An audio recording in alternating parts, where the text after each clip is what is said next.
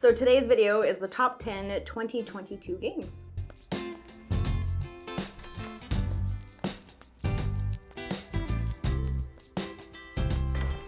So if you're new to the channel, this is Two Sheep, One Wheat. My name is Krissy. If you're into board games, like this video and subscribe to the channel. If you're ultra into board games, we have added members to the channel where we learn all of our board games before we make content on them. A big thank you to all of the members who have already joined. So this is going to be a top 10 video. Lack of preparation. Nick is not here. He's usually here for our top 10 videos. Unfortunately, he is working pretty much all of December. So it's me. You're getting me for all of our top 10 December videos. So this one, like I said, is the top 10 2022 games. So we'll start off with number 10. Number 10 is Burn Cycle. This is basically a game all about robots and they've taken over the world and we're trying to take it over. We're trying to take it back from them. So this is a chip theory game. It plays pretty well at 2 players. All of these games we have played at 2 players. Some of them we've played at 4 players. This one, Burn Cycle, we have only played at 2 players. It worked out really well like that. There's a lot of different things that you can do in the game. There's a lot of different characters that you can choose, different robots that you can use. They all have different abilities, and it's a pretty heavy game. You're going around on the board. It's a huge board, and it has the mats. It's, you know, a typical chip theory game. It's got mats and the chips, and you are able to make different rooms from a building is basically what it is. So depending on the level that you're playing, you'll have different floors that you need to complete. You're basically killing robots. You got to open up doors. You got to basically move around this room area, all these different rooms to be able to complete your goal, and you can win the game depending if you can kill the right robots or not. So that was number 10.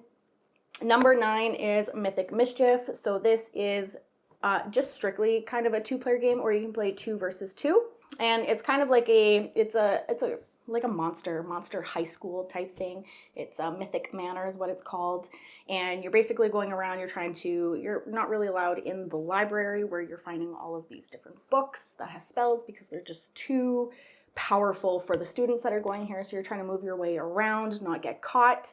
There's a few different rounds that you can win. So you can either get whoever has the highest points at the end of the game wins, or whoever gets to 10 while you're playing the game, then you also win. So there's a few different ways to win. A bunch of different characters. This just got delivered, obviously. It's a 2022 game from Kickstarter. It is a lot of fun and it's really cute. We're getting all of our minis painted right now, so it's going to look that much better playing the game. Really enjoy that one. So that was number 9. Number 8 is Creature Comforts. Creature Comforts is a very cute little, like, I don't know, woodland kind of creatures, friends. You're just doing a bunch of different things on the board. You're building up your, like, a creature comfort, you know? You're trying to get comfy and cozy for the end of the season to be able to hibernate. This one is from Kids Table Board Game. Really fun, cute game.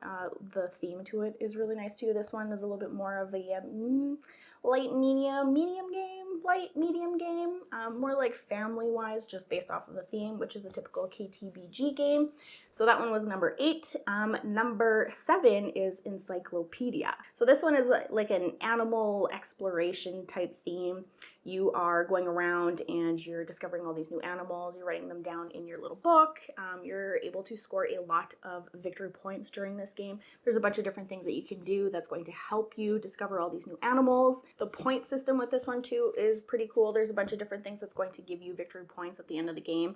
But one of the things is how many of the same type of animals that you've discovered, you're going to gain extra victory points for however many that you have. However, you need to discover or figure out or find 4 of them for it to actually matter. Very high scoring game, really neat theme, and I really like the artwork in this one too. So that one was number 7. We move on to number 6, which is Mosaic. So this is a civilization theme. There's a lot going on in this board. It definitely keeps you on your toes playing this one. Really like playing this one. It's actually a game that I've even won. There's a lot going on, which is not typically my usual kind of game, not my typical usual kind of game that I actually win at, but I really had a lot of fun with this one. And the whole way that you're scoring victory points in this game too is really cool because you can do it throughout the game. A typical one usually has 3 if you can get through it. The way that it triggers the end game too, so you're scoring victory points throughout the game and you're scoring the victory points at the end of the game as well. This one is really cool. That one was a lot of fun to play as well. So that was number 6. Then we move on to number 5, which is Fall of the Mountain King. This one is kind of before in the Hall of the Mountain King. So it is the actual battle between the gnomes and the trolls.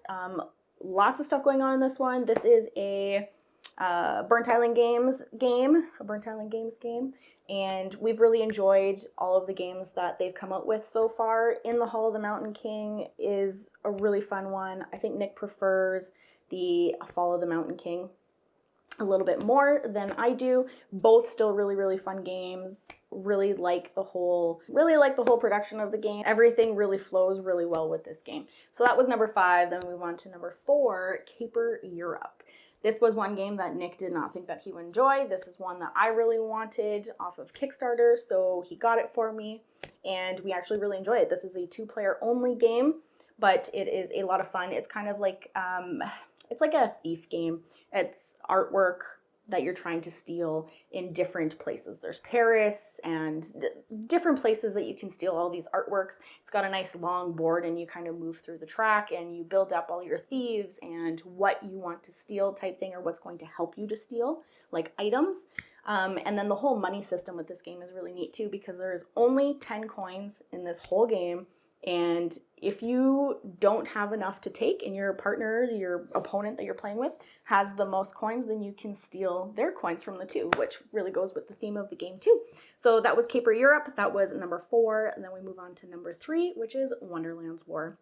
Wonderland's War is one of the games on here that we have played at 4 players.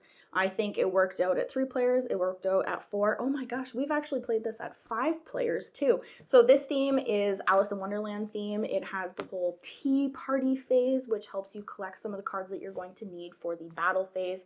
And you're going to go around to all the different areas around the board, and you're going to be battling and hopefully putting up a castle there, because anything that you have on the board is going to help you out with victory points at the end of the game.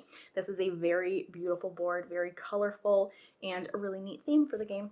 And this is another one that we really enjoyed. So that was number 3. Then we move on to number 2. Number 2 is Carnegie. Carnegie is like an industry kind of manufacturing kind of theme. You're trying to build up the best company throughout the game. So there's ways on the map that you're going to be connecting to different cities, different states, and you're going to try to connect them, because that's going to give you victory points at the end of the game as well. But you also have a nice board that you're going to be playing with, and the bits and pieces for this is really cool too. The way that everything works, the way that you have to pay for certain things, and you have to have the cubes to be able to pay for things, and get some discs out on the board as well, because those are going to give you victory points as well at the end of the game. This one is like a nice looking board too. It's almost like a pastel-y kind of color. It wasn't necessarily my theme, but I'm really happy that I did get to play it, because I actually really quite enjoy the game. So that was Carnegie, number 2, and number 1 is Ark Nova. Ark Nova is another animal theme on this, and this is another one that we have played. I think we've played this at 3 players. We might have played this game at 4 players. I can't really remember. We met up with a few people, some of our members, at a board game cafe, and we were able to play this game with them. Ark Nova is a typical game that they compare to Terraforming Mars, just the way that the card system kind of works. But it's obviously a completely different theme, all about animals and the zoo and building up and having like world connections and being able to build it up like that. You get a lot of victory points with this game too. And the way that the victory points, how it works, is that it has 2 tracks, and the further away your points are from each track is going to be negative points at the end of the game. So you really have to work a lot of different areas on the board and throughout the game, so that you want your both tracks to cross, and then once they cross, then you're going to get positive victory points, which it's fine if you have a negative victory point at the end, but you just want to make sure of all the other players that they're not jumping ahead of you that way too. So if everybody has negative points in the game, that's totally fine. It's just whoever has the least negative points in the game, which totally happens. You can have very many negative points, or you can have very high positive points. I think we've gone up to like plus 20 points, but also have been almost negative 20 points at the end of this game too. But I think the whole way that you're tracking your scores and everything is a really neat way to track a game, victory points. It's really neat. Everything really works really well with the game, and that is why it is number 1 on this list. And then just because we just received it and we've been enjoying it so much, honorable mention is my little Everdell. Everdell, I feel like, is a pretty big game in this house, and now we can enjoy it with the kids because there's not that much reading for our 4- and 6-year-old to be able to understand the game. So that is also an honorable mention. So that is the top 10 2022 games for us. Hopefully you enjoyed this video, and if you want to take a look at these, if anything that I said interests you, definitely take a look at some of these games. I hope you enjoyed this video, and I will catch you next time.